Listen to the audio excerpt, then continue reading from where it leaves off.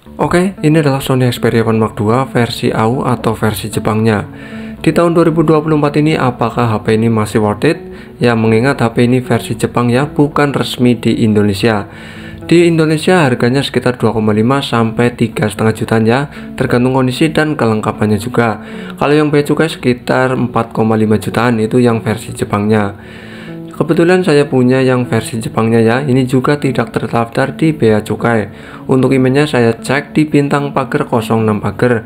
Emailnya cuma satu, ini karena versi Jepang, jadi emailnya cuma satu saja. Untuk emailnya pun ini tidak terdaftar di bea cukai, saya sudah cek di web bea cukai. Email tidak terdaftar, jadi ini versi yang wifi only lah, anggap saja wifi only.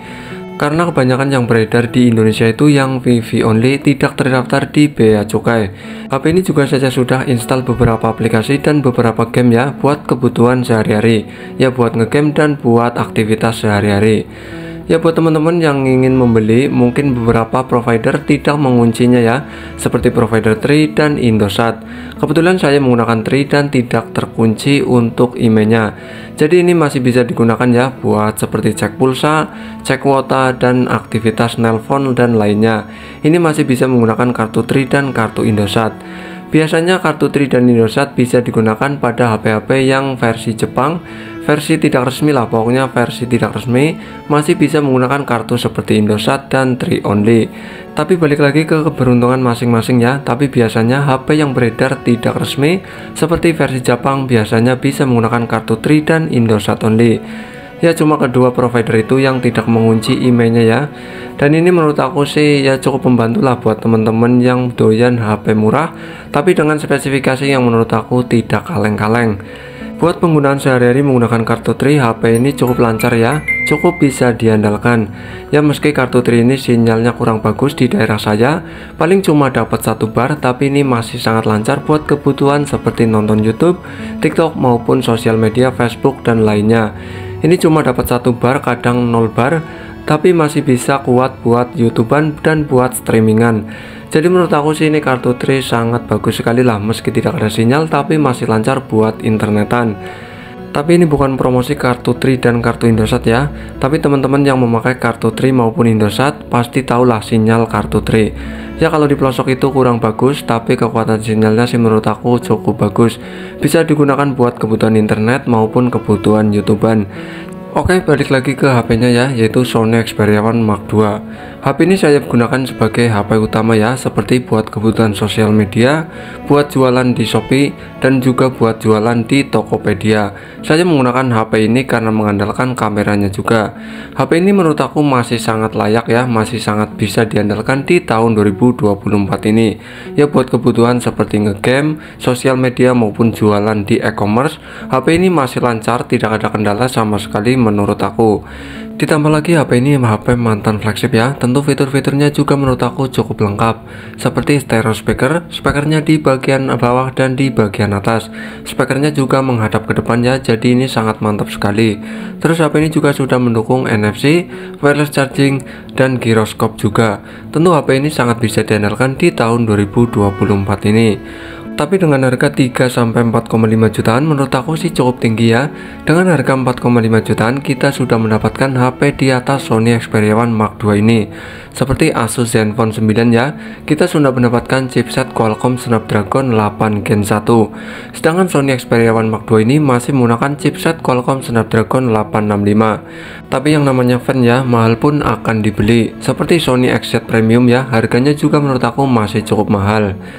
Yang saya suka dari HP ini yaitu layarnya ya, yang unik, yaitu rasionya 21:9. Jadi HP ini sangat enak sekali buat kebutuhan nonton film. Layarnya seperti luas ya, seperti bioskop. Jadi buat kebutuhan nonton film, HP ini menurut aku sangat puas sekali lah. Ditambah lagi speakernya yang menghadap ke depan, tentu buat kebutuhan nonton film HP ini sangat mantap sekali. Ya layarnya ini kerapatan pixelnya juga cukup tinggi, yaitu di atas 600. Tentu buat kebutuhan nonton film HP ini sangat bisa diandalkan di tahun 2024 ini. Untuk kameranya pun HP ini masih cukup bisa diandalkan ya, mengandalkan 3 setup kamera yaitu 12 megapiksel wide, 12 megapiksel telefoto dan 12 megapiksel ultra wide. Jadi total semua 3 kamera semuanya 12 megapiksel. Untuk menu kameranya juga menurut aku cukup sederhana, seperti adanya wide, ultra wide dan telefoto. Terus ada mode bokehnya juga ya, kalian tinggal atur saja. Dan untuk videonya ini juga cukup bisa diandalkan ya, ini bisa 4K 120 fps. Jadi ini fps nya sangat tinggi sekali. Untuk yang suka manual mode, tenang saja ya, di Sony Xperia One Mark II ini juga sudah tersedia aplikasi manual modenya, seperti ada Cinema Pro. Ini aplikasi bawaan di Sony Xperia One Mark II ini ya. Jadi kalian yang suka video manual, kalian bisa atur sesuai dengan keinginan kalian, seperti bukaan lensa, ISO dan lainnya semua ada di Cinema Pro ini. Jadi soal kamera, HP ini masih sangat bisa diandalkan ya, apalagi teman-teman yang suka kebutuhan profesional. HP ini bisa diatur dan bisa menggunakan mode Pro-nya.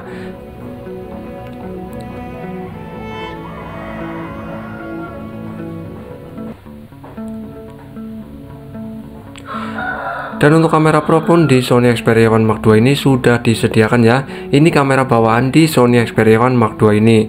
Ya kalian sudah disediakan kamera pro ya, buat yang seneng manual mode. Ya kalian bisa atur seperti mode JPG atau RAW ya, kalian bisa atur sesuai dengan keinginan kalian. Untuk ISO-nya pun kalian bisa atur sesuai dengan keinginan kalian. Pengaturannya juga bisa dikunci ya, bisa dikunci on dan bisa dikunci off. Jadi kalian tinggal atur saja sesuai dengan keinginan kalian. Untuk penggunaan satu tangan menurut aku HP ini cukup nyaman karena rasionya 21:9. Jadi HP ini memanjang ya, bukan melebar. Otomatis di tangan masih cukup nyaman menurut aku. Untuk bobotnya juga cukup ringan, jadi tidak gampang pegel digunakan menggunakan satu tangan. Untuk fingerprintnya HP ini seperti biasa ya, di Sony Xperia masih di bagian samping layar.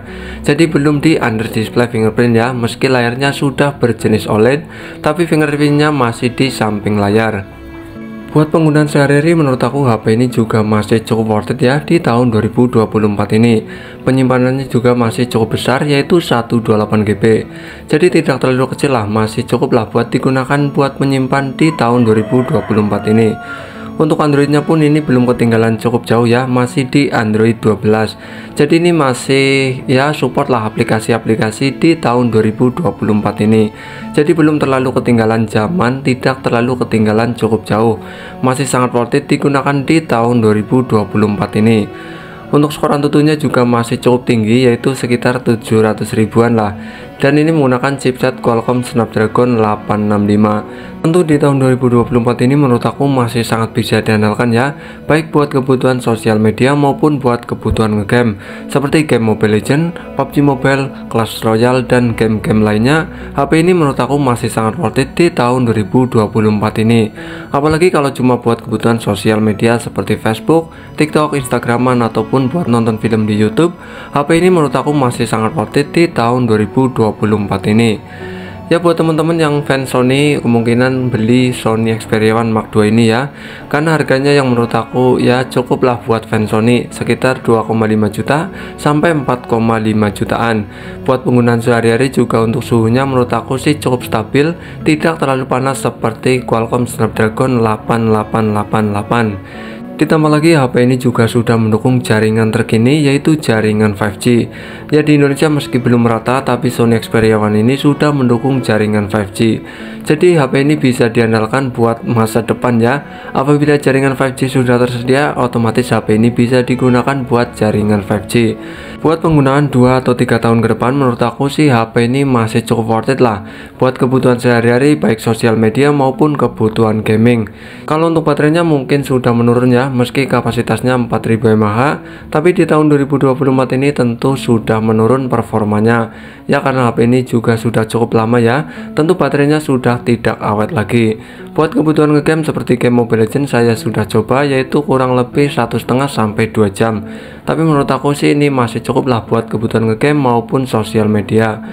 Untuk kapasitasnya saya cek yaitu cuma 32 ribuan ya. Jadi menurut aku sih di tahun ini masih cukup bagus, ya sekitar 80%an lah. Dan saya tidak perlu mengganti baterainya lagi, karena menurut aku HP ini juga masih cukup irit buat kebutuhan sehari-hari. Oke, jadi cukup sekian ya. Terima kasih, mantul.